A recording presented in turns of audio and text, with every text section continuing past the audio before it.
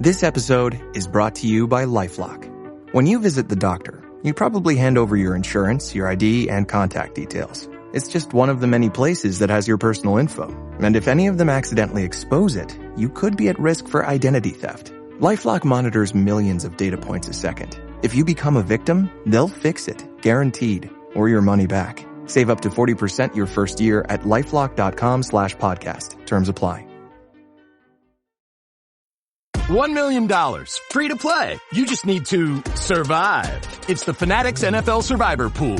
Pick one team to win each week. Get it right, move on. Get it wrong, you're out. The last fan standing take home a guaranteed $1 million cash prize. And for every player who joins, we add $1 to the pot, up to $10 million. The Fanatics NFL Survivor Pool. Play free on the Fanatics app. App access open to all. Must be 21 plus and joined by 9/8 to play. No purchase necessary, U.S. only, void where prohibited. Subject to complete terms. See fanatics.com/game rules. The More Money Show with Steve Moore on the Red Apple Podcast Network. Yes, folks, this is the More Money Show. And yes, folks, that is the theme for the More Money Show. The Beatles singing the great song Money. By the way, we'll start the second hour with the Can't Buy Me Love, because the question, of course, is whether you can buy love with money. And, if you can't get anything that you want without money, what about love? What about love? Okay. I hope you're having a lovely, Labor Day weekend, folks. I'm on the East Coast. It is absolutely gorgeous on the East Coast. One of those great to be alive days. And so I hope you're having the same. I know we have affiliates throughout the country. Thanks so much for joining, folks. This is the highlight of my week, to be in front of this microphone, and talk to you about economics and finance and politics. Try to add some humor, try to add some fun to all of this. This is a great time to be an American. I'm going to lead with the fact that we now have the U.S. economy growing at 3.3%, which is a very, very strong number. That was the second quarter of 2025, and it looks like the third quarter may be above 3% too. We don't know yet. We're only 2 months into the third quarter. But we got some smooth sailing here. And remember what it was like back during the campaign season of last year, and then when Trump won. Do you remember what all the people on the left said, all of Trump's enemies? He will cause a second Great Depression. We will have a recession if Donald Trump wins the election. He is going to destroy the stock market. He's going to throw everybody in jail. He's going to try to be a king. Well, I'd say things are going pretty darn well so far after 7 months. And when you look at that GDP report showing wages up, showing that people are doing better, that jobs are there for people if they want them, and we're putting America first. And that's what every president should do. I don't think the last president did that so much, but this president is doing it. He is firing on all cylinders. So congratulations, Donald Trump, for the job that you are done. By the way, as you know on the show, I'm very happy, not happy, but I will criticize when I don't like things that Trump is doing. And in fact, we're going to talk today about the tariff strategy, the case that Trump lost in court, which basically could invalidate some of these tariffs that he wants. For those of you who've been listeners to this show over the last 4 or 5 years, you know I'm a kind of traditional Milton Friedman free trade guy. I don't like tariffs. I don't like Republicans running around the country. Look at us. We're going to raise $4 trillion in taxes through tariffs. Now, that being said, I also believe that Trump has really consummated some amazing trade deals so far. I love what he's got with Europe. I love what he's done with Canada. I love the fact that he's strong arming China to start playing by the rules. China cheats and they steal and they lie. I'm not saying that about the Chinese people. I'm saying that about the Chinese government, which is corrupt and communist and depriving the Chinese citizens of all of their rights, their human rights. So I don't like the Chinese government, and I'm glad that Trump is getting very tough with them. But so far, as I look at the economy for the first 7 months of the Trump presidency, I'm going to give it a B+, and I'm a tough grader. You know, some people would give it an A-. I'm going to give them a B+. Not everything's going great, but most things are going very well. We still have some problems with Little problems with inflation. We're at about 2.6% inflation. I want to see that brought down to 2%. You're seeing inflation in coffee prices. You're seeing inflation in lumber prices. You're seeing inflation on things that have tariffs applied to them, because what tends to happen is that some of the cost of those tariffs are passed on to the consumer. You and I, when we buy things at the grocery store or the hardware store, or in terms of construction process and so on, it makes things more expensive when you have tariffs. Now, you may say the tariffs are worthwhile, and we can have a friendly debate about that. In fact, what I want to ask you about throughout the hour is because I will be taking your calls, by the way. This is a live show. We are live and in color. This is not a taped show, folks. We are live. Almost every other station, you turn your dial and you go to almost every other station, you're going to listen to canned advertisements and so on. No, we are live. We take your calls. We love to hear from you. I always say I'm not the smartest radio talk show host, but I have the smartest audience. I wouldn't trade my audience, you folks, for anybody's audience, because you people are so smart. And I know you're smart because you do call in and you have a great words of wisdom. Not always, but most of the time. Sometimes I disagree with our listeners. And incidentally, we believe in freedom of speech radio.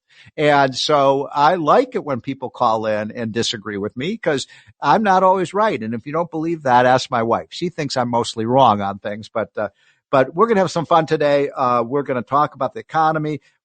Coming up, how cool is this? We're going to have the greatest economist in the world coming on this show in about 5 minutes. And I'm talking about the great Arthur Laffer.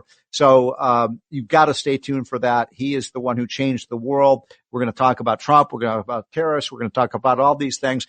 Now, I want you all to be ready, though, for when we take your calls on the More Money Hotline. That's 1-800-848-9222.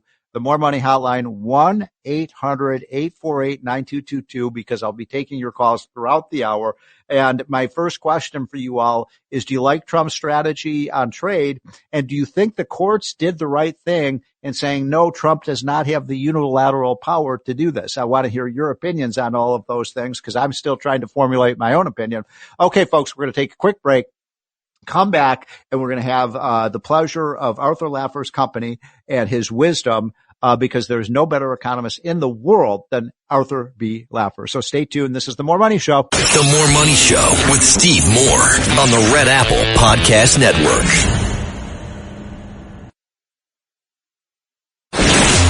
The More Money Show with Steve Moore. Entertaining and informative on the Red Apple Podcast Network. Welcome back, folks. This is the More Money Show. I'm economist Steve Moore. Thanks so much for joining. By the way, I hope you're all getting our Unleash Prosperity hotline, which is an email that we send out for free. It costs you absolutely nothing. Sign up for the Unleash Prosperity hotline, which gives you the latest on what's going on with the economy, politics. And you all know that Unleash Prosperity was started by Arthur Laffer, Larry Kudlow, Steve Forbes, and myself. And so if you want some of the smart economic news and analysis, get the hotline. It is free. Just go to unleashprosperity.com. My next guest is Arthur Laffer, the great economist who has changed the world. He has worked with Richard Nixon, Ronald Reagan, Donald Trump, and world leaders around the world. So it's hard to find anybody in the world who has had more impact on economic policy than Arthur B. Laffer. So, Arthur, thanks so much for joining this afternoon. It is my pleasure, Steve. Thank you. Gosh, what a lovely introduction. Woohoo! You're super cool. Nice. And I've got a lot I want to talk to you about. Okay. So, first of all, you and I have talked privately about this, but I'd love to fill in our audience. You worked with Ronald Reagan. You knew Reagan even before he ran for president, and you've gotten to know, and you're very close to Donald Trump. You're over in the Oval Office often with him. And, people always ask me, are Trump and Reagan similar? Are they different? What do you think? I mean, you've been very close to both of them. Well, in their styles, they're very, very different. I mean, Reagan was, very different. He wasn't jarring at all that. But in the fundamental sense of the two presidents, they are very similar with regard to policies. Reagan cut the highest tax rate from 70% down to 28%. He cut the corporate rate from 46 to 34%. He lowered the capital gains tax rate dramatically with Steiger-Hansen. I mean, all of that he did. Donald Trump did very much the same. He reduced the corporate rate from 34 to 21%. He cut taxes on tips. I mean, they're very similar in taxes, very similar on defense spending, very similar on non-defense spending, almost identical on monetary policy. If you look at what happened with Volcker, he brought the interest rates way down. Trump wants to do the exact same thing in this term, was great in his first term on inflation. If you look at regulatory policies, both of them decontrolled oil and had huge spurts in production there. And if you look at them, both of them on trade, I think are very similar. I mean, a lot of people disagree with me on this, but I don't think of Donald Trump as being protectionist at all. I think he's by the way, who agrees with you on that is Larry Kudlow. We before this show, Larry had his show, and he was saying pretty much the same thing. I disagreed with him a little bit, but you believe that in his heart, as Larry does, that Donald Trump is a free trader.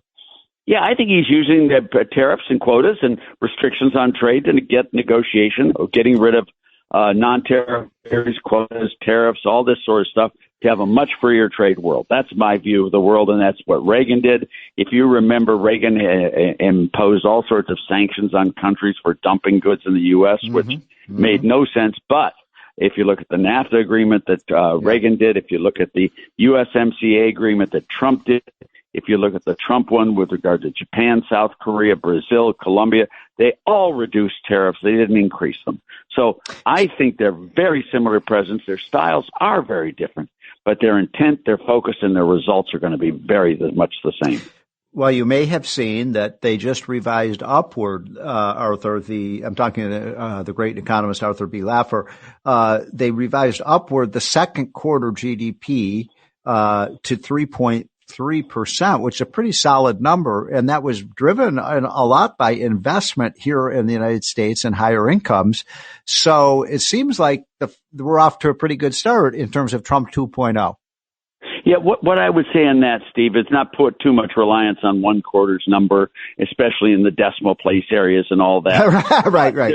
But there's nothing wrong with the numbers that are coming out. Nothing wrong. Where you're going to find the really good stuff is a year from now, 2 years from now, when you're going to really get the crescendo, just like it was in his first term. I mean, after 2017 Tax Cuts and Jobs Act, within 2 years, U.S. real GDP had exceeded that of Eurozone by 2.5%. And it had been the same as Eurozone for this 4 or 5 years before that. So these things take time to build up and really get strong. But yes, you're right. There's nothing wrong with the recent numbers, nothing whatsoever wrong with them. And I wouldn't rely on them too much, but I think the long run looks very good. Well, a lot of your friends in the economics profession, including a lot of economics professors at some of the highest rated universities, assured us that Donald Trump was going to cause a recession and maybe even a second Great Depression with his policies, but they've been wrong. Yeah, they are wrong, and they all have always been wrong. They thought Biden was wonderful.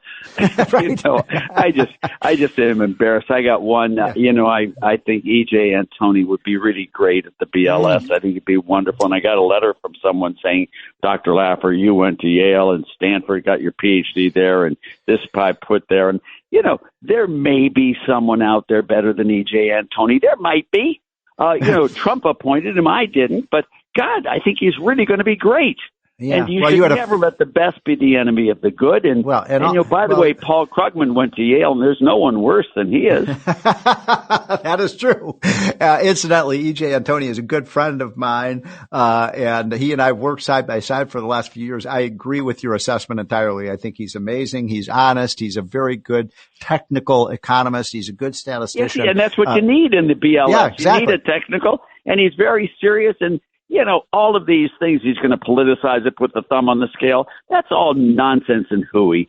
You can't do that. You just need to get good, thorough shakeup and use all the staff in the BLS there to give you new ideas and go forward and make it better. That's all. Make it better. Yep. And I think he will do that. Okay. So you mentioned, there's so many things I want to talk to you about. You just mentioned Europe a minute ago. Europe, is not growing. And if you look at what's happened, and in fact, I know this because I read your material that, if you look over the last 30 years or so, Europe has been pretty flatlined, especially compared to the United States, where we've had about a 30-fold increase in our stock market. And Europe seems like it's corroding, and that they don't get the model. They don't get the supply side model. They have high tax rates, big welfare states. They've got intrusions, industrial policy. What's going on in Europe? Because I think that they need a revolution like we've had here. Yeah, and I think we have to lead them in the right direction, just like we did with Reagan. If you remember, I think it was your paper, Steve, that looked at the spread of the Reagan tax cuts in all the rest of the world, especially corporate, personal, and capital gains. You did some great work back then, and they followed the U.S., and all we need to do is do the example first here, see it work, and you'll see them follow us, and we'll provide, we'll be their saviors. They were really nice in giving us all those people back long ago and far away to populate our country, and we're now going to lead them back to prosperity. Now, the other issue I want to bring up with you is by the way, you met, sorry to change subjects here, but you met with Milei there in Argentina, who seems to be like a Trumpian president of his country, Argentina, with some shock therapy. And how are things going there in Argentina? How was your meeting with Milei? I got along really well with him. I spent 3 hours with him, just the two of us. Yeah. And it was great. It was fun. And, I push, as you know, in those meetings, I push you all the time as well, and Larry, and I push the president, and I push Milei, and whenever he got prickly a little bit, professor, and I say, look, I'm on your side. I'm just trying to push. I want you to be successful, not to be comfortable. And so far, he's been very successful. I'm very proud of what he's done and what Sturzenegger and what Caputo have done there. They're just amazing. I spent a lot of time with him one-on-one. He's a hell of a nice guy, by the way, too. So, he's a crazy. He's got this hair and all that stuff, but, he's got his own style. But he has done a very good job. And I'm very excited about what's going to happen with Argentina. So, Arthur, could you hold on for one more segment? I know I said I'd only keep you for 10 minutes, but this is a fascinating conversation. I'd love to continue. I'll do it. Okay. So we're going to take a quick break, folks. I'm talking to the great economist, Arthur Laffer, who will be back with us. Hold tight, because we're just halfway done with this fascinating conversation on the world economy. This is The More Money Show. The More Money Show with Steve Moore on the Red Apple Podcast Network. The More Money Show with Steve Moore. Entertaining and informative. On the Red Apple Podcast Network. Welcome back, folks. This is the More Money Show, and I am pleased to have one of my favorite people in the whole world as our guest today, Arthur Laffer, the most important economist in the world, who's done so much. By the way, I mentioned, Arthur, in the first segment about the presidents you've worked with, but you've also had a huge impact on governors and mayors throughout the country. And one of the reasons I wanted to have you on the show today is because there's a big election coming up in New York City. And what really worries me is that New York City, which is the highest tax place in all of North America, New York City, and they're talking about potentially raising taxes again on the rich. Arthur, that's not going to work. No, it's not. It's going to work getting rid of the rich, if that's what you want to do. Exactly. I mean, we tax people who speed, Steve, in the freeway to get them to stop speeding. Right. We tax cigarettes to get people to stop smoking. We then go and tax people who work and are successful. What do we do that for? Stupid. We don't do it to get them, I hope, to leave the state, but that's what they do. And that's what you should think they would do, because it makes no sense for a person who's successful to go to New York or to stay in New York. It's just counterintuitive to be that. And I don't understand this guy, and I don't know where he was educated, but it surely wasn't in a place that taught anything realistic. Yeah. So right now, you pay a 14% income tax roughly if you live in New York City, and if you make, say, over $500,000, whereas you can move on top into of a federal income tax. Sorry? On top of the federal. Oh, yes, exactly. Thank you. Yes, you pay your 35 to 40% federal tax, and then you pay that on top. So basically, people are forking over half of their income to the government if they live in New York City. And you mentioned, didn't mention payroll taxes. You didn't mention any of the surcharge put in by Obama. All of that. I mean, I would be surprised if these people on balance make 30% of what they earn. They get to keep. Yeah. It's just, and then sales taxes and property tax and everything else are rotten there. I mean, there's nothing they don't overtax. Now, Arthur, tell our audience where you live. I live in Nashville, Tennessee. And what is the income tax, the state income tax in Tennessee? There is no income tax, either earned or unearned income tax. Well, let me go on. We have one of the lowest property taxes in the nation. We have no gift or estate tax. Our sales tax is high, but not very high. I mean, it's nothing like out of reach. Do you have a death tax? Do you have an estate tax? And we don't have a state tax. And we have the biggest surplus of any state in the nation for our size. We have the biggest improvement in public services and especially school test scores. It's very, very hard to be successful when you put people into poverty and make them unemployed and make them leave your state. Right. It's very hard. And we have a huge inflow of people coming in here, and it's because we're so successful. And it's really wonderful being here. Working, Steve, is a lot more fun with lower taxes. Believe me when I tell you. So now, where do you live, really Steve? Well, Tennessee is truly an incredible success story. Nashville, where you live, is one of the fastest growing cities in the United States. But then, you look, I mean, I know this because you taught it to me, Arthur, but you look at Texas, you look at Florida, you look at Tennessee, you look at these states that have no income tax, and everybody's moving towards them. And by the way, just in the last 5 years, Arthur, the two highest states in the country have each lost 2 million people on net. California and New York are the highest tax places, and everybody's leaving. Well, you should tell the people in the audience that you and I co-author the Rich States, Poor States, yes, which is what lays all this out. But I asked you a question while you were going. Where do you live, Steve, and why do you live there? Yeah, so I live in Maryland, and we have not just an income tax, but we also have a county income tax on top of the state tax. So we're paying 9%. And that's on top of my federal, and we're getting crushed. And so maybe we need to move to Nashville. Well, come on. We've got open arms for you here. Open arms. There's still a couple of places for properties that you can build on and get a house. Come on. Yeah. We're ready for you.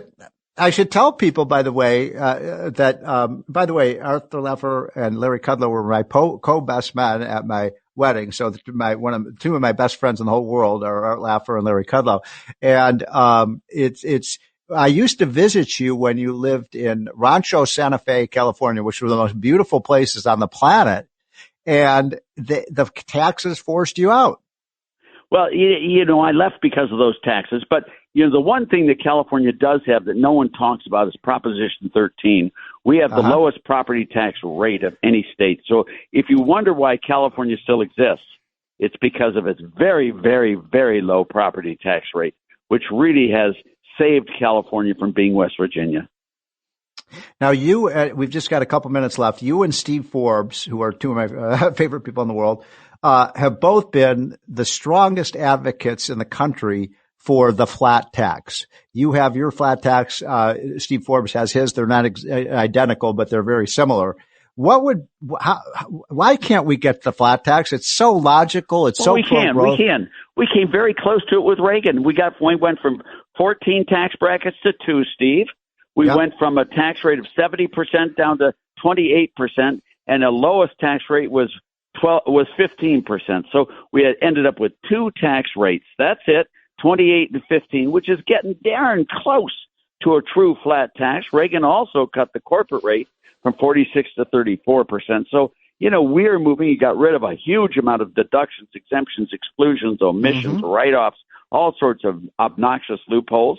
So, Reagan moved us there, and then they went back up, and now Trump is bringing us back into it again. And I hope by the time he ends this term, we will be with a true flat tax. I'm hoping for it. That would be amazing. And that would actually, you believe that would actually raise more money for the government? Oh, if you did it correctly, yes, it would raise a lot more money and it would create enormous prosperity. We would not have to worry about any challenges from any other country in the world. They would just quiver before our wealth, power, and prosperity. Well, that is a great message. By the way, I'm going to let you get back to your I've got weekend. one question for you. Your theme music here that you play coming in, who selected that one? That one's, I mean, coming in, it's really amazing, Steve. I'm not sure. It's not something I want to play in my house or anything. Well, that's our great producers of the More Money Show. Arthur, get back to your dog. How many dogs do you have? I have two of them. They're sitting right here in front of me. Two big old Great Danes. Well, thanks so much, Arthur B. Laffer. You are great. His book, of course, the latest book is called Taxes Have Consequences, right? Taxes. It's a complete history of the U.S. income tax from 1913 to the present. Awesome. Well, thanks again for joining us. Have a pleasure, great rest of your weekend, my friend. Okay, folks. You too. So we have, I have a couple of people on the line already. Our hotline, for the More Money Show is 1-800-848-9222. And before we take our break, I wanted to try to sneak Mike in from St. James. Hi, Mike. Hello, Steve. Speaking of taxes, who pays the tariffs? That is I wish I had kept Arthur Laffer on for that question, because I'll tell you what he told me, because I asked him that question about a week ago. So some of the burden of the tax of the tariff is borne by the foreign producer. So for example, if you have a tax on, let's say toys that come in from China, the China manufacturer will bear some of the burden of that tax. That's why the manufacturers abroad don't like tariffs, because they have to pay some of that tax. Then you bring that toy in, and maybe it's sold by one of the stores, here in the United States, a retailer, JCPenney or something like that. Now, JCPenney is going to have to mark up their prices because the tariff is imposed. And so they're going to have to eat some of that cost. And remember, a lot of the things that are imported in the country, like steel and copper, they're inputs to other things that we produce. So for example, if it's a steel tariff, some of that tariff is going to be borne by Chevrolet and General Motors, because they have to buy the steel to make the car. And then ultimately, some of that tariff, we don't know exactly the amount, but some of the tariff, Mike, is borne by the final consumer, like a sales tax would be. If a city or a state imposes a sales tax, that sales tax is added onto your cost. So some of the cost is borne by the foreign producer, some of it is borne by the middleman here in the United States, and some of it is borne by the American consumer. We have a good example of this with the coffee tariffs. On coffee beans, those tariffs have been as high as 40%. And guess what? We've seen about a 20% cost of buying a cup of coffee across the country. So that's the answer to that question. It's a good one, by the way, Mike. I'm glad you asked, and I'm glad you called. Folks, when we get back, we will be taking more of your calls, but I want to make one other point before we go away and take another break. There is a huge another tax that is imposed, which is on logging. And we have not allowed logging in this country for a long time, especially in states like Alaska and states in the Northwest where we have millions and millions of trees. And there's an amazing story in the Wall Street Journal that because of the restrictions on logging and cutting down some of these old growth forests and trees, the famous Steinway piano is almost impossible. The price have gone way up because we don't have enough wood to produce the Steinway pianos. Those are the most famous pianos ever made. And this is an example of what happens when you've got tariffs and when you have restrictions on producing things. So we should allow, just like we have Drill Baby Drill, that's made America number one in energy production now in the world, we should allow mining and we should allow logging for our resources, because I love the sound of a great Steinway piano, and we're not going to have those anymore if we do not allow mining and logging for our resources in the U.S. of A. Folks, we're going to take a quick break. I will take more of your calls when we get back on the More Money Hotline, 1-800-848-9222. And I hope you're having a wonderful Labor Day weekend. The More Money Show with Steve Moore on the Red Apple Podcast Network. The More Money Show with Steve Moore on the Red Apple Podcast Network. Welcome back, folks. We're having a fun time over the Labor Day weekend. I hope you're having a great weekend. I live in the Washington, D.C. area. Our weather is absolutely glorious. It's great today. It's going to be great all Labor Day weekend. I hope you have the same wonderful sunny skies and blue weathers and balmy breezes. So get out. I always tell people that the best way to stay healthy is get out, get exercise, breathe the fresh air, absorb that sunshine, and love this great country of ours. So, I've got the switchboard is lit up with callers. So thank you all for calling in. I'm going to try to get to as many as I can. But before I take some of the calls, I just want to mention one quick thing. Look, Lisa Cook is the one who was fired by Donald Trump from the Federal Reserve Board. I don't know how closely you're following this, but it's been a headline in the last few days. Lisa Cook is alleged to have committed mortgage fraud. Now, the investigators think they've got her dead to rights. I don't know if they do, and she's not convicted of anything. And I do believe the presumption of innocence in America. But I will say this, that if she is guilty of what she has alleged to have done, which is lied on her mortgage applications more than once, by the way, she cannot be on the Federal Reserve Board. She is not a victim here, folks. I don't care if you like Trump or hate Trump. And a lot of people think, oh, Trump's trying to take over the Federal Reserve Board. No, he's trying to get rid of someone who he believes has defrauded the American people. Now, why is this such a big deal that she would, some people, oh, it's just a minor clerical error. It is not. What caused the financial crisis of 2008 that destroyed the American economy and brought us to our knees was millions of people, well, at least hundreds of thousands of people lying on their mortgage applications. And that's what triggered the incredibly deep recession. We had the worst recession since the Great Depression. I'm here to tell you, by the way, I've never met Lisa Cook, but she cannot be on the Federal Reserve Board if she lied on her mortgage application. And that's my position. I'm sticking with it. Okay, let's get to the phones. One of the people who's been waiting patiently is Frank. Frank, thanks so much for waiting. What have you got for us? Hey, Steve. Thanks for taking the call. Yep. Quick question for you. I know that the topic comes up often, but it seems to go nowhere. And I'm referring to our deficit. There used to be years ago fiscal hawks, and yes. In the government, there doesn't seem to be anymore. It's bad on the left. It's probably just as bad on the right now. Yep. Our debt coverage, $1 trillion a year, rivaling our military budget. I mean, so what are we going to do about it? I mean, I was told, or at least heard at one point, that we were even thinking of using our gold reserves to issue a long-term bond and using the proceeds from that to turn around and reduce our deficit. Is there anything we can do that can actually make this happen? Great call, Frank. Thank you so much. Good point. I am very worried about a $37 trillion debt. I think probably everybody listening to this show is. We've got to do two things. We've got to get spending under control. And by the way, the spending being out of control is the responsibility of both parties, Republicans and Democrats. We should start by cutting every single government program, every one of them, by 15% across the board right now. Military programs, housing programs, education programs, this program, that program.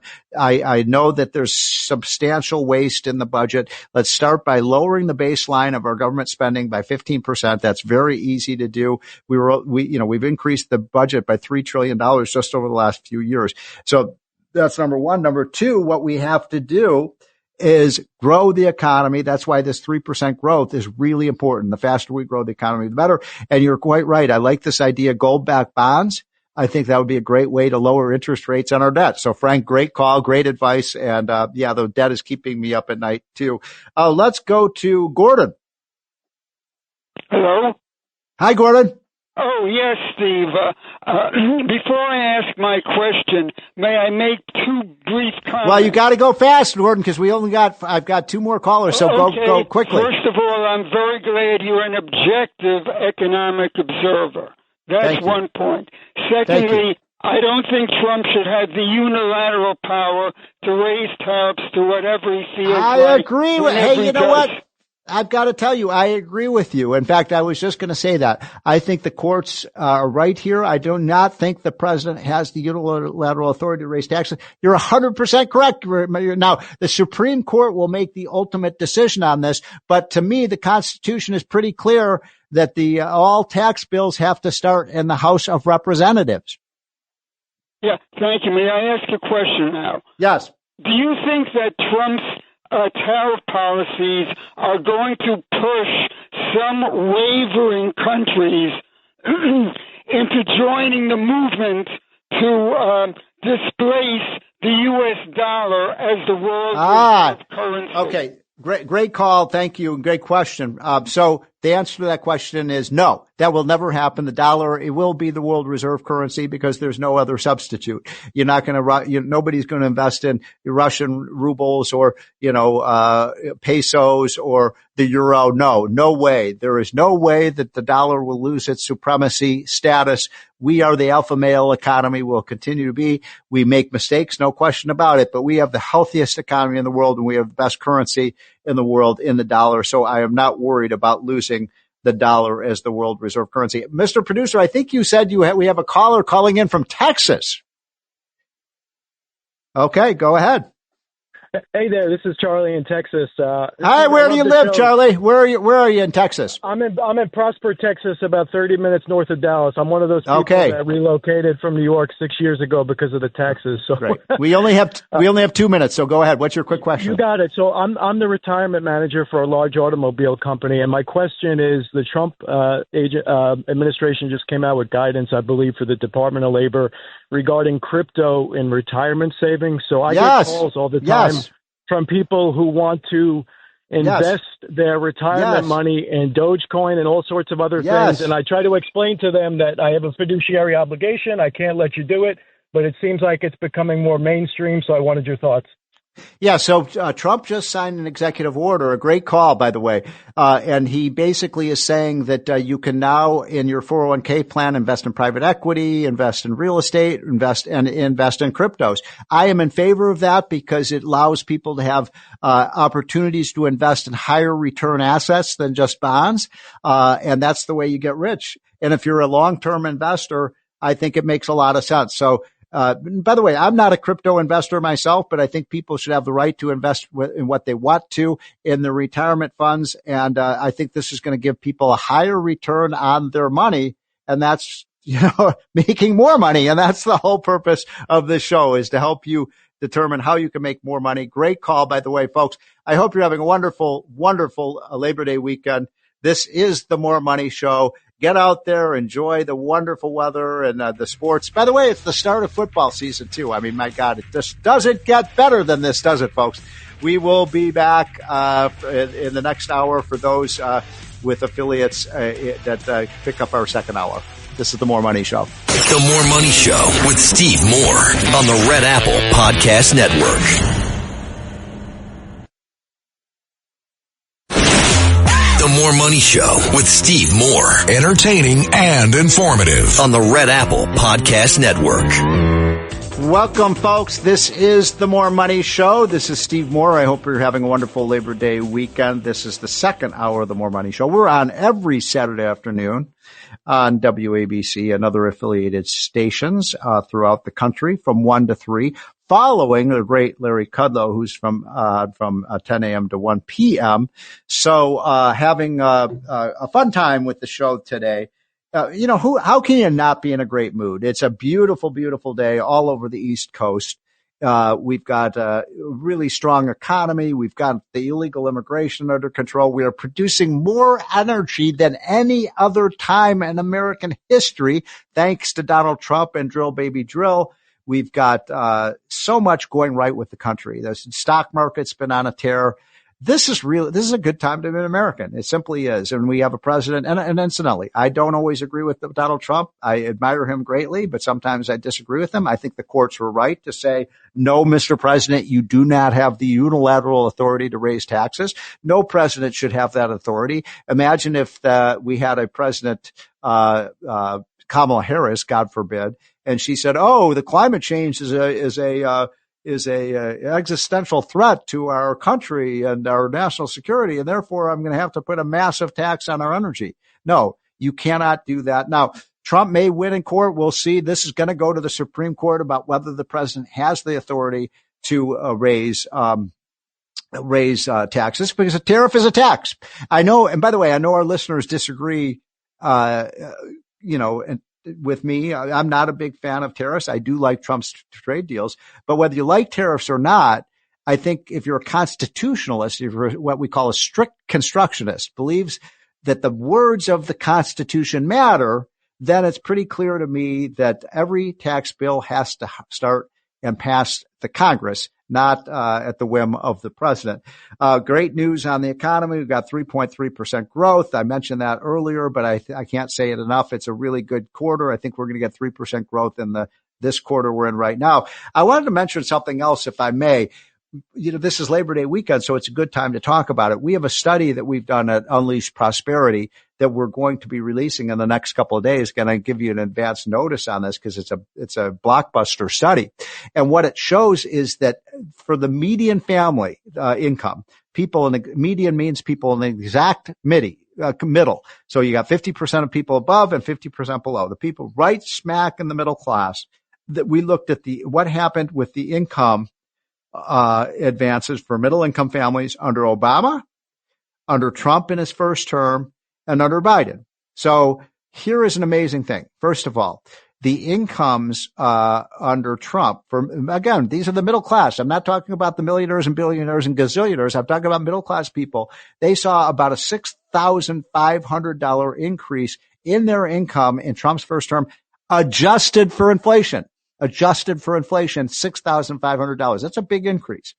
What's amazing is that increase, again, these are all real numbers adjusted for inflation, were 10 times higher than the increase in middle incomes under Joe Biden. In other words, under Biden, the middle income families gained about $600 and they gained $6,000 under Trump. That's a pretty amazing statistic.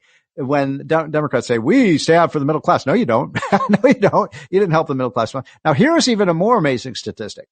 If you take the 8 years that Obama was president and you take the 4 years that Biden was president, so some people think Biden's presidency was really Obama's third term. So if you consider that let's just call it the Obama-Biden 12 years in office, incomes were up a little over $6,000 for the middle class over that 12-year period. That's not very good. But in 4 years, Trump had a bigger increase in middle income numbers than Biden and Obama did combined.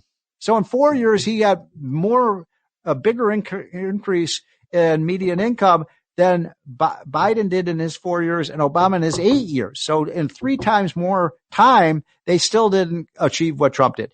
Now, one other statistic. The left loves to talk about, income inequality, wealth inequality. The rich just keep getting richer. These are the Trump policies, just trying to make the rich richer. The Trump tax cut, it was just helping rich people. Hold on.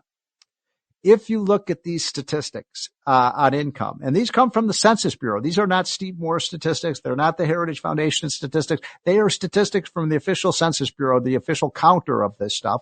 And they found that when Biden was president, poor families, the bottom 25%, on average, they lost income. In other words, they were poorer after 4 years of Biden when you adjust them for inflation than they were before he came into office. Now, not by much. I think it was only like $200. But the fact is, that means no income gain for 4 years. This is America. We should be seeing a rising tide. There was no rising tide that lifted the boats of the lowest income people, whereas under Trump, the average low-income family gained $2,000 to $3,000 of income. So our policies work. If you're a free market conservative like I am, our policies work and theirs don't. And I think that's an amazing thing to see. And by the way, the numbers on minorities are the same thing. Minorities did very well under Trump in his first term. Blacks and Hispanics saw bigger income gains under Trump than they did under Biden. And we're already seeing income gains so far in this 6 months or so of Trump's second term. So I'm sick and tired of people saying, oh, Donald Trump just cares about his rich friends. He gives tax cuts and giveaways to the rich people. He doesn't care about the working class and the lower income people. He does. He does. And his policies have benefited people at the bottom and the middle incomes of America, where people are climbing the economic ladder of success. We are an opportunity society. It's a wonderful thing to see. So we're going to take a quick break, and when we come back, we're going to have a discussion about politics. And I will be taking your calls a little bit into the show, the second hour. Don't call in yet. Call in a little while if you have some comments or questions or concerns or criticisms. I like even when people criticize me, except from when my wife does it. But the number is 1-800-848-9222. The More Money Hotline, 1-800-848-WABC. And we'll be right back. The More Money Show with Steve Moore on the Red Apple Podcast Network. The More Money Show with Steve Moore. Entertaining and informative. On the Red Apple Podcast Network. Welcome back, folks. This is the More Money Show. This is Labor Day weekend. We are live. We are in color. We're not canned. We don't tape this thing. Sometimes we tape in advance, but today we are live with you. And so thanks so much for joining. I hope you're having a great 3-day weekend. Now, my next guest is Tom Del Becerro, who, if you're a regular listener of this show, you know that I have Tom all the time on because he is one of the sharpest political minds I know, and he's a pretty darn good economist as well. He has several books out. One is called The Divided Era, and the latest book, which I think is just fantastic, you should get it on Amazon. It's called The Lessons of the American Civilization. Tom, thanks for joining. Always great to be on, Steve. Thanks. Okay, I got a lot of stuff I need to talk to you about, Tom. So let's start with your best friend, Gavin Newsom. And Gavin Newsom, of course, is the governor of California. And he's making a lot of news lately since the last time you were on, Tom, a few weeks ago. It looks like this guy is running. He's running for president, my friend.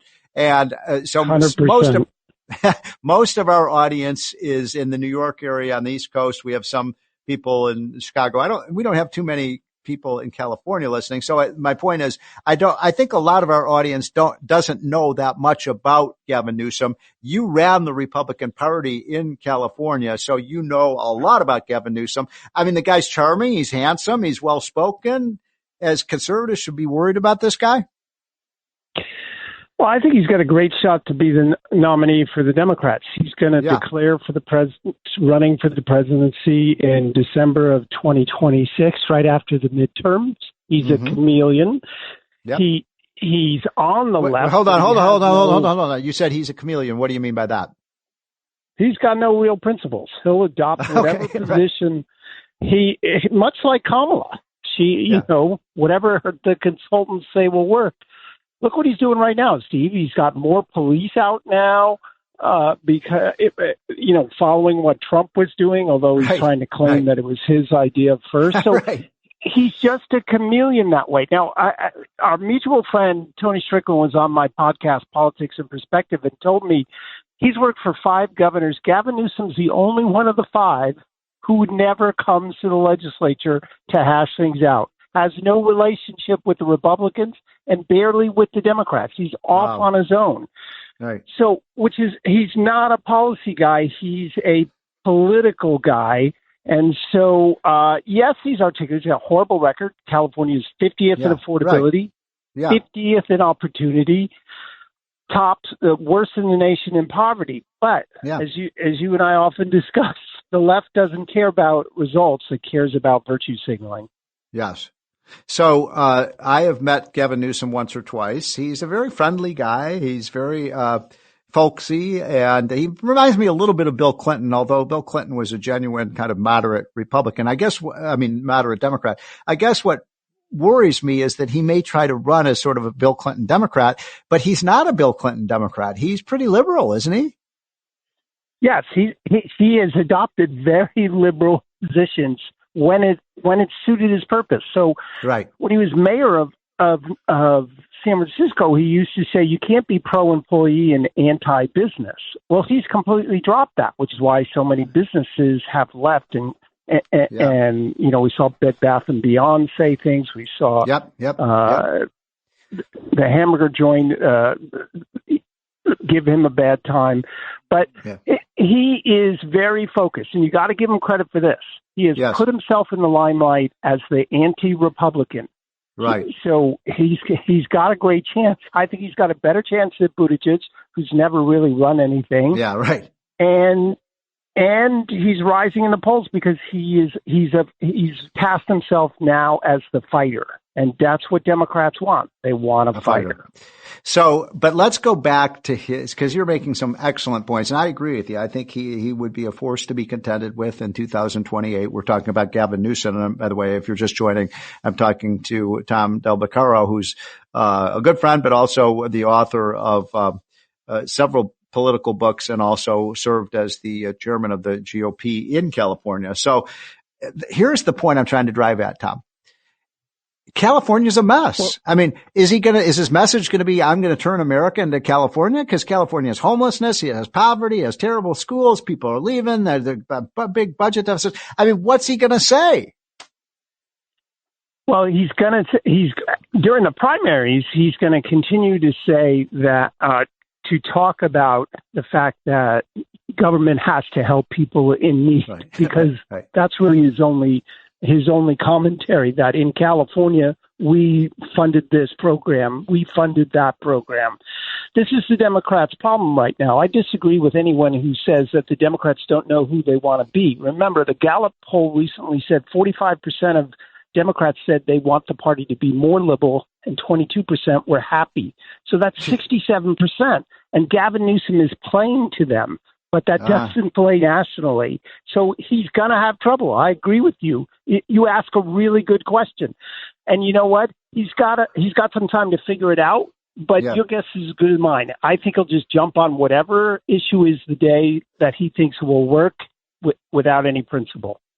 So let's now switch to I want to keep an eye on Gavin Newsom, folks, because I think I think he's clearly the front runner right now for the Democratic nomination in 2028. But in the meantime, I'm a little concerned. I'm a Trump guy, as you know, Tom, but we are growing the government in some ways that make me nervous. I'm not happy about the idea of the government taking over some of our private industries.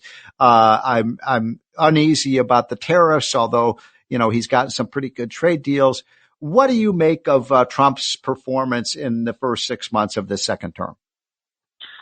Well, I think he has set the table. I like the idea of a negotiator in chief, and I like the fact that he understands that you have to lower costs to bring business back to life here. Mm-hmm. Manufacturing was driven out of the country by regulators and the tax man. It didn't want to leave, but it became cheaper somewhere else. You know this. Money goes where it's welcome, and we made it unwelcome. And a lot of rich societies do that. So I'm all with him when he says we're going to lower costs and make it okay to do business here. I have much trepidation, however, about using the Oval Office or the government at all to take stakes in companies and pick winners and losers. Look, Intel was run poorly. Yeah. That's why it needs to be bailed out. NVIDIA has been run great. Exactly. Unbelievable and succeeded. So why are we, it's reminiscent of the trouble the auto industry got in. Yes. We gave them tons of money. They survived, but they still lagged in quality. Toyota still outsold Chrysler. Yes. For a reason. So that concerns me. Me too. I mean, you've got, for example, we have a recent example of what you're talking about, Tom, with respect to the big auto companies, GM and Ford. The Biden administration basically bribed the Ford to build electric vehicles. And lo and behold, instead of building cars that their customers wanted, they built cars that the government wanted them to build, and they lost $45,000 for every electric vehicle they made. Yeah, and we have worse examples. Look at Solyndra. So the left wants us to pick an industrial policy, a green industrial policy, sort of an oxymoron. Yeah. But, they funded Solyndra and their particular companies. Now Trump's, look, I'd rather we were helping high tech versus the green, because I think I understand the national security, but I don't want either one of them. And Steve, I talk about this at length in my book, The Lessons of the American Civilization. I quote Adam Smith, and he talks about the fact that the United States was founded very even economic playing field between the colonies, no centralized government, no centralized regulator, and the playing field was flat. But who ran policy 4 years ago? It was Solyndra, it was Big Pharma, and big government shut the economy down, right?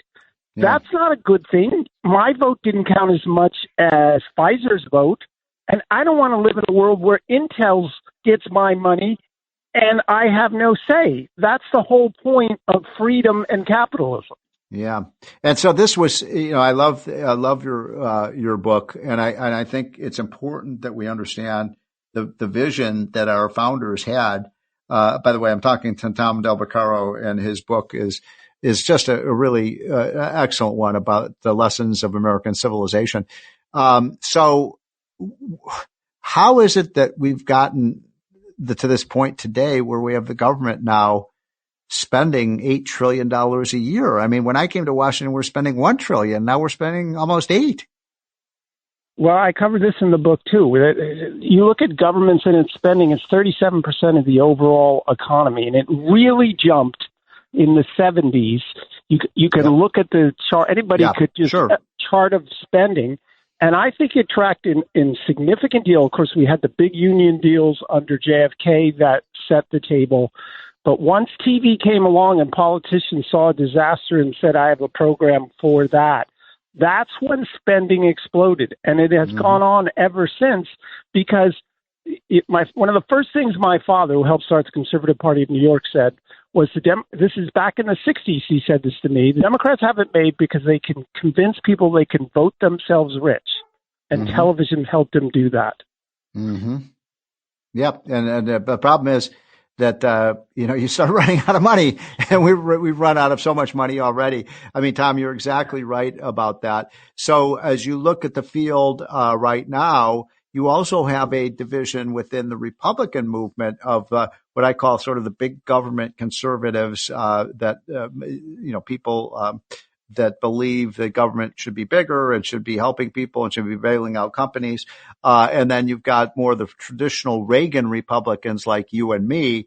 How do you see that fight playing out between the national conservatives? And by the way, J.D. Vance, who's likely to be the Republican nominee, I would say he kind of leans in that direction of the national national big government conservatism. I think he's a work in progress, but how do you see that fight playing out?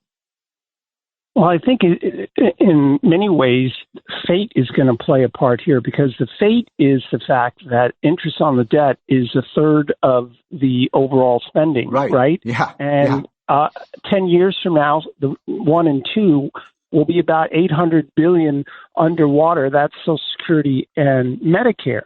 And we simply can't afford to spend on these other programs. And it's going to come to, when I go on TV, on left-leaning outlets and the like, I say to them, well, what's your choice? Do you want to fund Social Security or USAID? Right. And so sooner or later, we're going to have to realize that we can't, in the United States, fund all these other programs, and the Republicans are going to have to get in line with that. But, Steve, I was really almost angry about 10 days ago when I saw the Republicans fighting about whether or not we should have earmarks.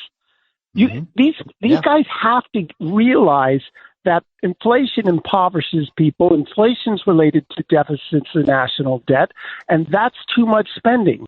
So they're going to have to. So when I say fate might decide this, we're going to have so much debt in the 2030s that someone's going to have to come along and be very wise here, or everyone's going to be impoverished.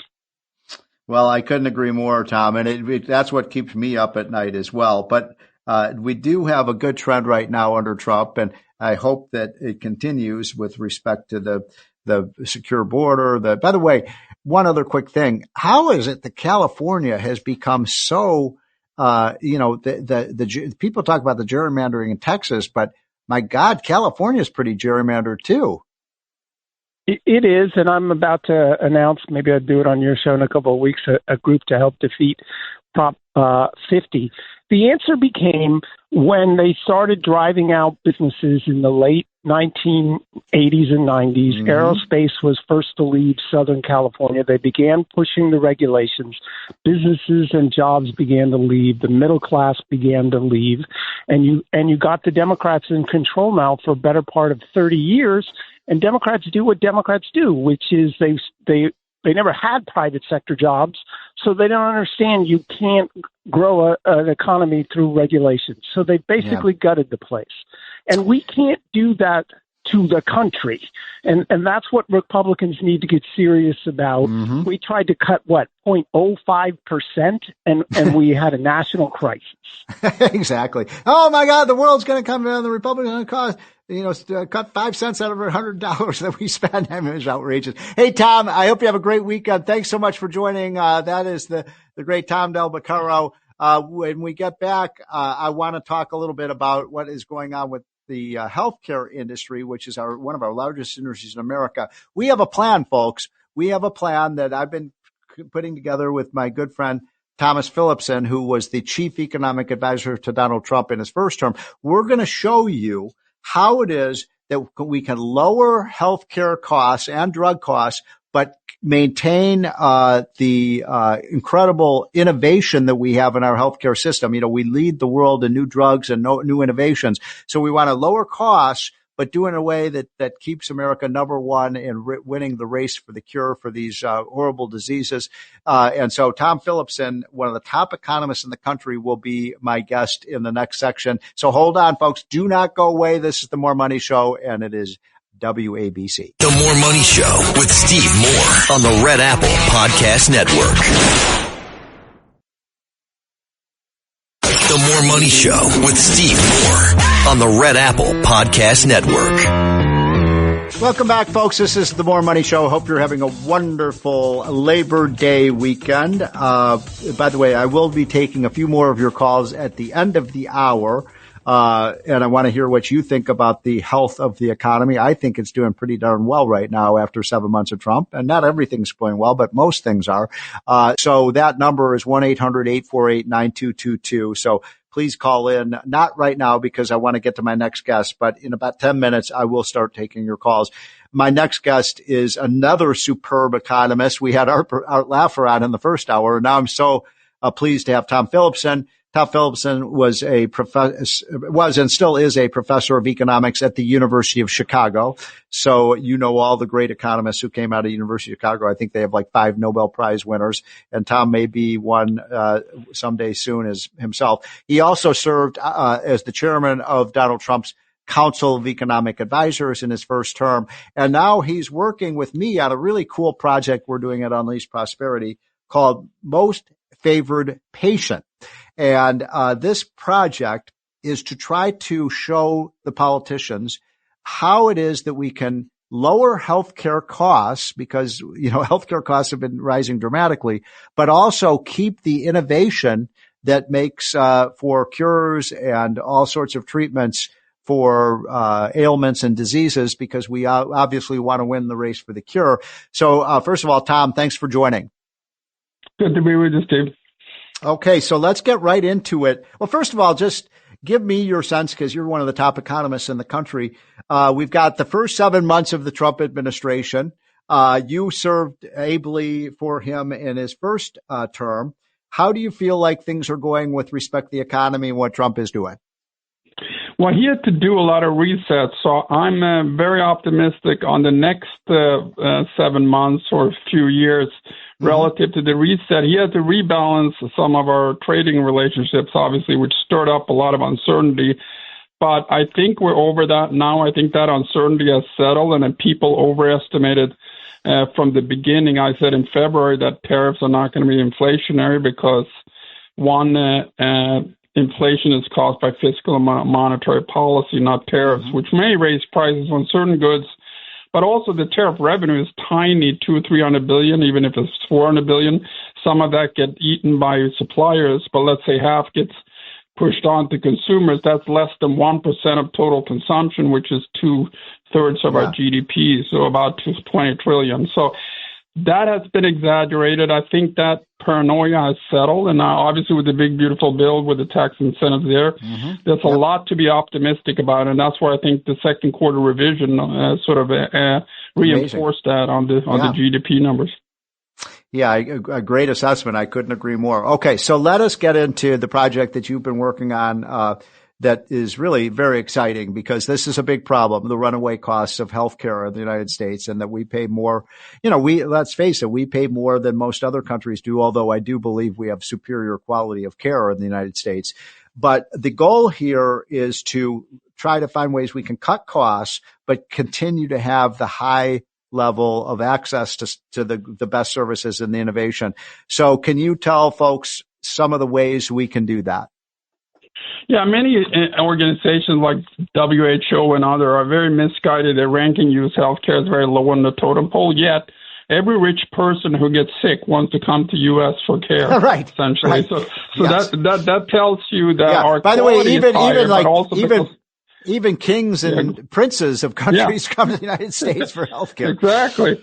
So that tells you the quality is higher, but also therefore the price is higher, obviously. And we've done studies showing that you live longer as a cancer patient in the U.S. than in Europe, et cetera, because of those quality differences, essentially. So that is an issue that people don't fully realize, that, you kind of get what you pay for. And in the U.S., you get a lot better care than in other countries, typically. But the project is aimed essentially, which you hit it right on the nail on the head, which is, a lot of platforms just want to have government come in and control prices without thinking about what does this do to innovation. Right. And other people just want to have innovation, thinking about what does this do to how much people pay for things. And this, I think, is the first platform that tackles those both by arguing we can lower prices, particularly for drugs, and still increase innovation. And that's the whole goal of the platform. So one of the things that angers a lot of my listeners, and I hear from them all the time, is the fact that it seems unfair to a lot of people, including myself many times, that we spend billions and billions of dollars here in America to develop these new blockbuster drugs that save lives, and, the cancer treatments, the heart disease, the things for neurological disorders, the amazing innovation that goes on in the United States. And so we develop these things partly with, money from the federal government, but mostly private investment. And then we pay more, Tom, for these drugs than people in Canada pay or Europe pay. And people feel that's very unfair. Yeah, there's a couple of things going on here. Pharmaceuticals or biopharma is really a poster child for the Trump agenda, because we have one of the largest trade deficit in goods is pharmaceuticals. So we are basically, paying a lot more for drugs coming into the country than we're getting paid for drugs that we developed in the U.S. That doesn't even make any sense. We are the innovation leader, yet we have a trade deficit with the world. And the reason is government policy, which is, Trump argues trade flows, some of it is not all of it is given by government policy, but some of it is. And really the key is the non-tariff trade barrier of price controls in the European countries. So we sell for dirt cheap, below value in their countries. They get to sell at market prices for new drugs in our country. That's induced by government policy. That would not happen in a free market. And that is a government-induced trade deficit, essentially, for the biggest part of the goods deficit.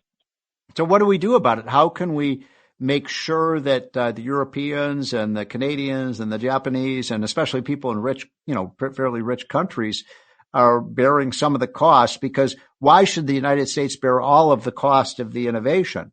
They're free riders, aren't they? Exactly. We pay for brand name drugs about 3 times more than they pay for it. And that's what drives innovation. We pay less for generics. So overall, we spend less on drugs on average, because generics is 93% of prescriptions. But we pay more for brand name drugs. And our proposal is essentially we take a NATO approach to medical innovation, meaning countries should be asked to spend a certain share of their GDP on innovative drugs. And the Europeans will scream to that and say, we can't afford U.S. prices.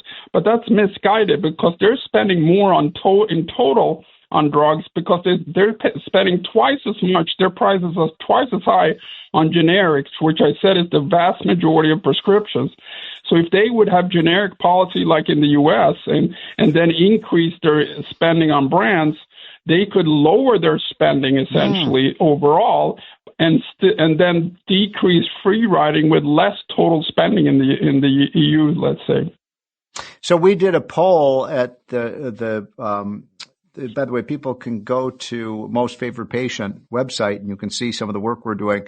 Some of the polling result really shows that voters really support the kinds of policies you're talking about, Tom, and that voters do want, but we want the best of both worlds. We want lower prices and high quality of care and innovation. And so you're telling us that this can happen. We can make it happen with better government policy.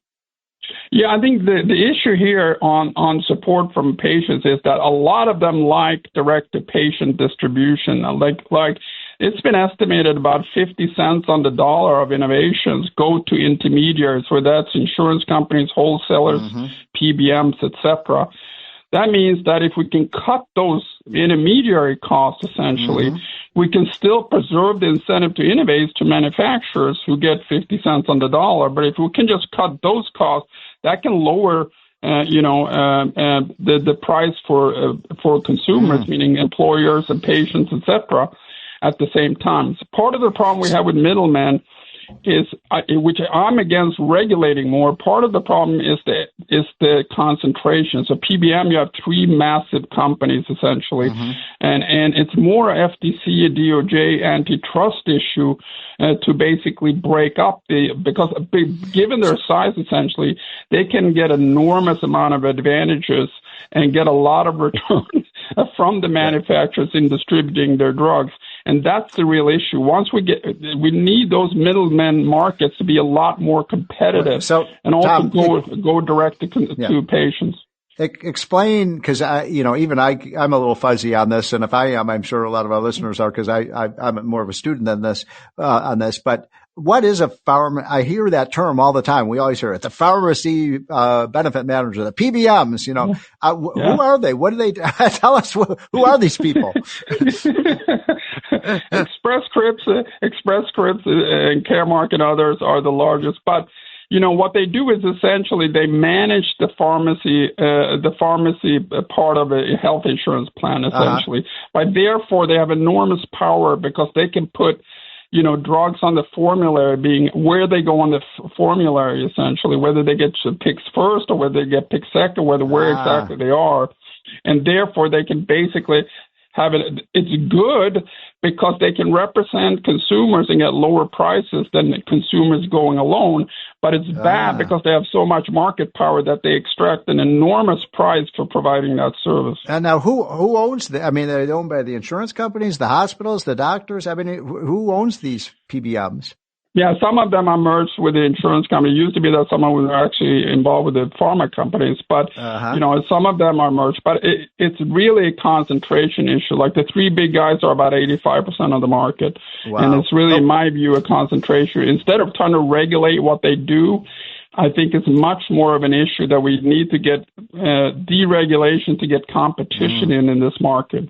Amen. So one last question before I let you go. I'm talking to the great economist, Tom Philipson, who was the chairman of Donald Trump's Council of Economic Advisors in his first term.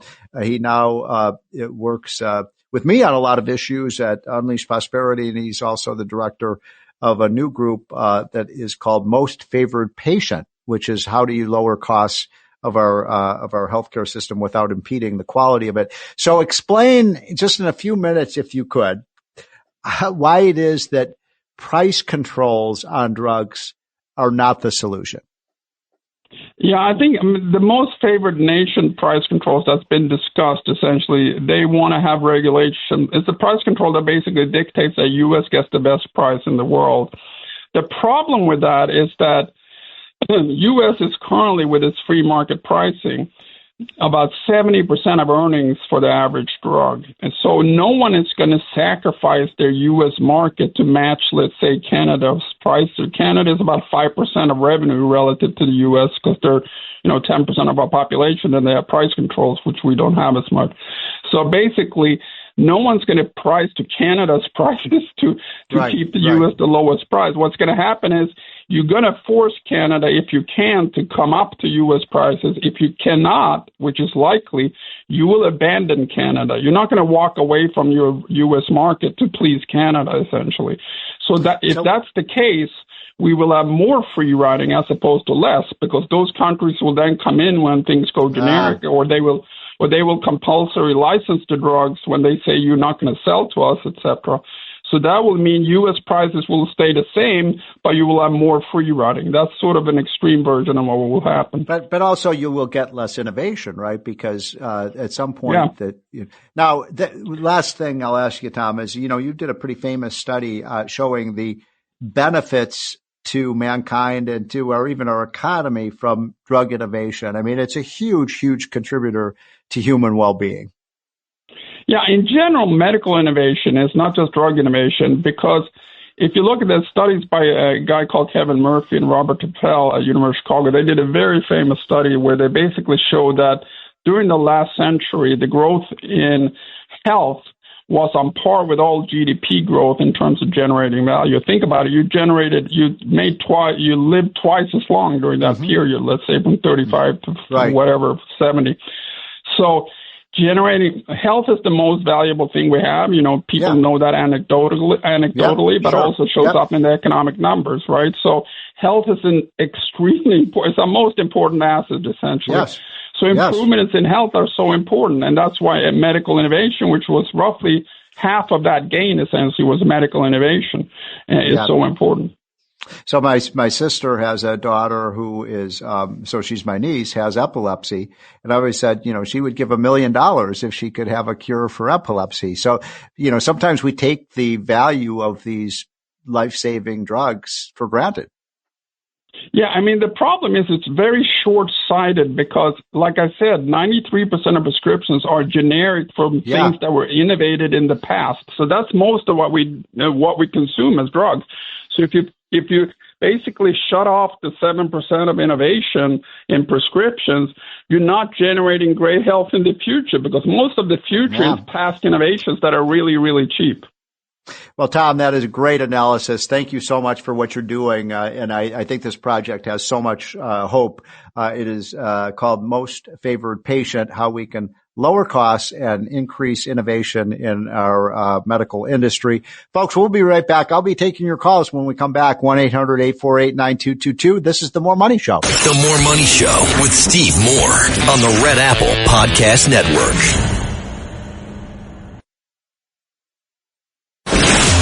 The More Money Show with Steve Moore. Entertaining and informative. On the Red Apple Podcast Network. Welcome back, folks. This is The More Money Show. I hope you're having a great weekend. I love these 3-day weekends. We should have more of them, in my opinion. No, I'm just kidding. We got to work, because you can't have leisure if you don't have work. So a bunch of things. By the way, I will be taking your calls in just a few minutes, and I appreciate, so many people calling in. I just love it. I learn so much from listening to you, because you are, we have the smartest audience in talk radio at WABC. So thank you for joining. We've got several people on the line, but we got 1 or 2 lines open if you want to join the conversation on how you think the Trump economy is doing so far. Do you feel like things are going well? Do you have criticism of what Trump's doing? I like a lot of what Trump's doing. Some of the things I'm a little uncomfortable with. But one thing I really like, I just wanted to mention, I'm a economist, not a sociologist, but there's this big brouhaha about Trump putting these troops, the National Guard into cities like Washington, D.C. to clean up the crime. And you probably saw that since Trump did that in Washington, D.C., I live in Washington, D.C., you can go within a mile of the nation's capital, our Capitol dome, and get mugged. I have been mugged in Washington, D.C. in the last few years. It is not safe. It's disgrace that, as Trump said, Washington, D.C. is the window to our country from so many foreigners who come in here, and then they see the crime, they see the homelessness, they saw the problems with the robberies, you have rapes, you have murders, you have gunfire. We can't have that. We cannot have that. And so Trump is, as you know, he's brought in the troops, and guess what? Crime has fallen substantially just in the last few weeks. And this is a good thing. This is a good thing for those of us who live in Washington, D.C. Now, Washington, D.C. is the capital city, so it's different from other cities like New York City, which is in the state of New York, or my home city of Chicago, which is in the state of Illinois, et cetera. Now Trump's saying, well, we're going to bring troops into these other cities with high crime rates. I don't know what you think about that. I'm a little uneasy about it because I don't want a federal, police force, but there is good evidence. This is something I want to relate to you because I know so many of you as listeners live in New York City. There is a very strong relationship between crime and economic development. Now, this may seem obvious. It may seem self-evident to you, but we have statistical evidence that when you reduce crime in a city, then what happens is you have more people moving in, more businesses moving in, so more people get employed, and you get less poverty, partly because people have jobs now. They don't have to depend on government benefits. So cutting crime is an economic stimulus. You see what I'm saying? If we can get the crime rate down in New York City, if we can get it down in Baltimore, if we can get it down in Los Angeles, and in Chicago, we will have in subsequent years more jobs available and less poverty, less people homeless, et cetera. This is statistically significant. And so what I'm saying is, let's get crime down and by the way, I understand that incarcerating people is oftentimes, not always the solution, but certainly arresting people if they're committing crimes and putting a police presence in these cities can help reduce the crime rate, which is a tax on the American economy. So that's my little riff for today.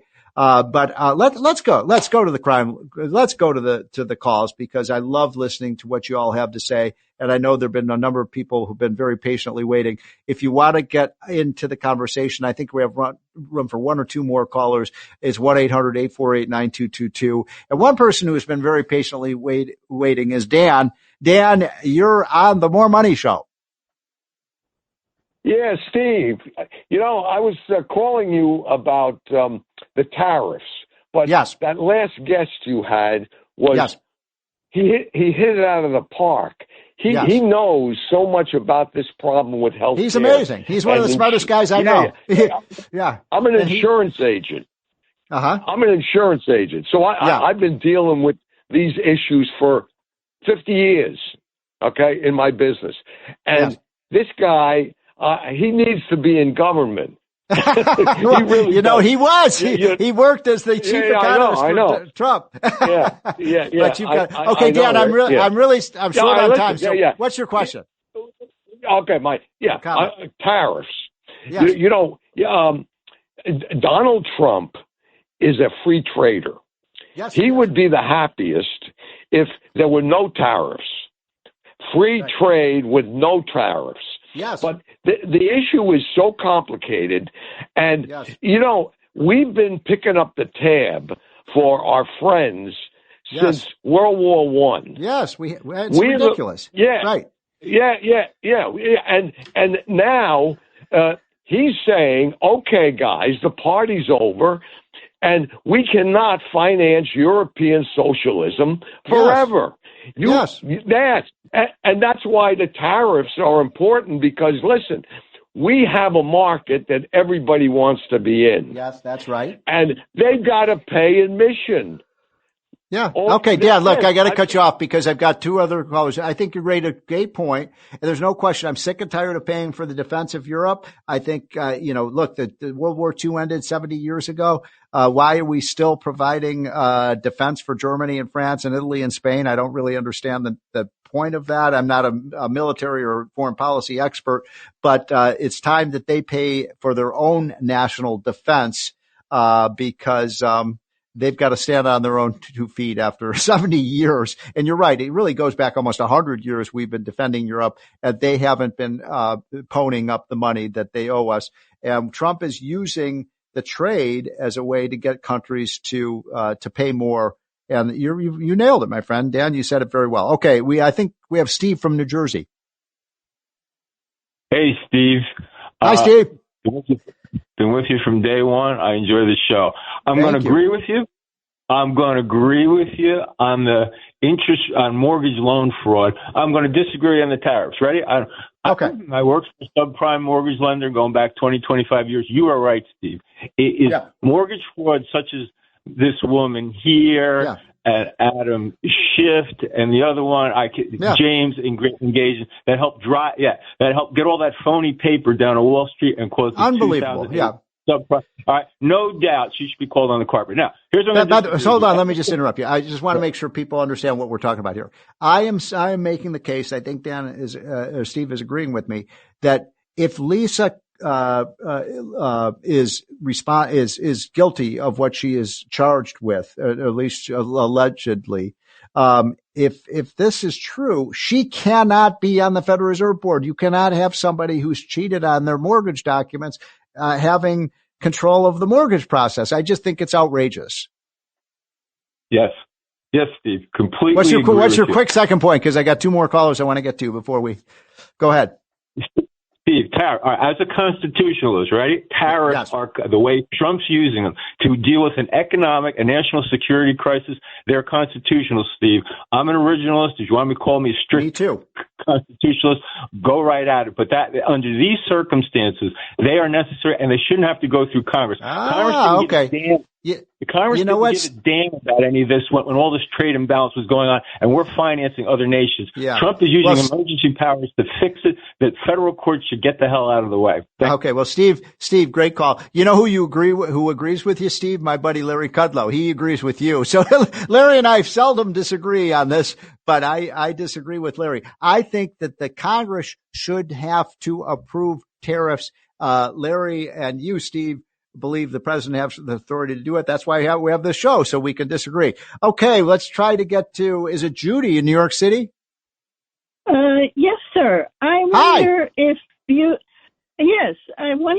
you could tell us what your economist friend Art Laffer says about whether tariffs are taxes or an effective tool that we need today. Yes.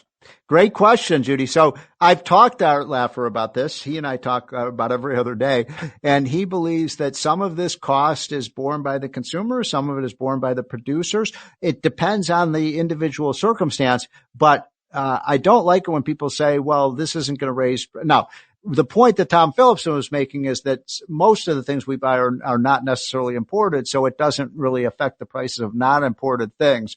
But if you're going to buy coffee from Brazil and we put a 50% tariff on coffee beans coming in from Brazil, you are going to pay more. You're going to pay more at the cash register. There's no question about it. Okay, I think we got time for one more. I think we're going to squeeze in one more caller. Is it Jerry? Steve? Yes. Yes, I wanted to call you. I'm the guy who calls up about the climate cult. And I just wanted to let you know that, in the state of New Jersey now, they are mandating that climate change be taught in every discipline. That means physical ed. Outrageous. So outrageous. You know what, Jerry? I mean, you just thank you for calling. I mean, the climate change, did you know that just as a new study showing that there isn't much of the melting of the polar ice caps like they were talking about? Well, they come and go. Yeah. Right? I mean, so you're saying that they're putting that in the curriculum in the schools? In every discipline. That means they have to teach it in performing arts. They have to teach it in social studies, world languages, computer science, every discipline in New Jersey. And that was gotten through with Al Gore and Tammy Murphy. Well, you know what? This is why I got to cut you off because we literally have 1 minute left. This is why we need a new governor of New Jersey. And I'm not going to tell you who to vote for because that's not my purpose. But I think look hard long at your choices in this New Jersey election. I think it's going to be critical. We cannot have them brainwashing our kids in the schools. They can't teach what the capitals of the states are. They can't teach arithmetic. They can't teach geometry, but they can teach the kids about, gender neutrality and and climate change. Come on. It's outrageous, folks. Let's get back to the basics in our schools. I hope you're just having a wonderful Labor Day weekend. I'm having fun. I've had fun with you for the last 2 hours. Thank you so much for tuning in. It means so much to me when I run into folks, when I go up to New York City or when I'm in Connecticut or New Jersey and people come up to me and say, I listened to you on the More Money Show. So thank you. Our ratings are fantastic. This is a great time to celebrate the American worker. And I'm here to tell you, as long as Donald Trump is in office, if you're a blue collar worker or you're a secretary or you're a plumber or you're working for America, you've got a guy in Washington, in the White House, in the Oval Office who is looking after you every single day. It's amazing what a difference a new president makes. Have a great weekend, folks. I'll talk to you next week. Same bat time, same bat channel on The More Money Show. Thanks for listening to More Money with Steve Moore. You can hear More Money with Steve Moore Saturday afternoons at 1. If you like the podcast, share it with your friends and listen anytime at WABCRadio.com and download the WABC Radio app. Hit that subscribe button on all major podcast platforms. Plus, follow WABC on social on Instagram, TikTok, Facebook, and X. See you next time for a new episode so you never have to wonder, what the heck is going on here? Roger Stone here for Colonial Metals Group. They nailed every call on gold's explosive rally, beating the S&P 500, the NASDAQ, even Bitcoin. And now they're warning the next surge is already underway. Get their free gold guide now at freegoldguide.com/stone or call 800-747-6589. That's 800-747-6589. Learn how to move your savings into physical gold, 100% tax-free. That's freegoldguide.com/stone. I earned my degree online at Arizona State University. I chose to get my degree at ASU because I knew that I'd get a quality education, they were recognized for excellence, and that I would be prepared for the workforce upon graduating. To be associated with ASU, both as a student and alum, it makes me extremely proud, and having experienced the program, I know now that I'm set up for success. Learn more at asuonline.asu.edu.